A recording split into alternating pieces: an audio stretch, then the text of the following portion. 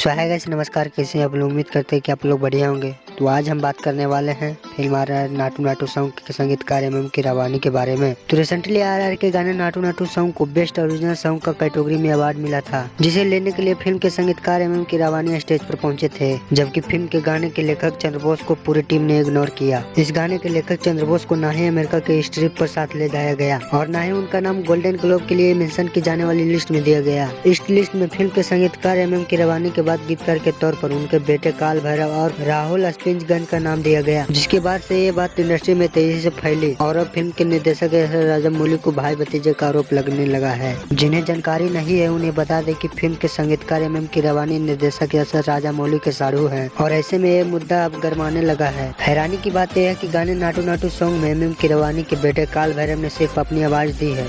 वो गाने के कई सिंगर में एक है, मगर फिल्म के गीतकार नहीं। ये गाना चंद्रबोस ने लिखा था, जिन्होंने नेशनल मीडिया में इस गाने को लिखने में लगी अपनी दिन रात मेहनत का जिक्र किया। तो दोस्तों, सिर्फ बॉलीवुड में नेपोटिज्म होता है या फिर साउथ इंडस्ट्री में नेपोटिज्म होता है? कमेंट जरूर करें। धन्यवाद।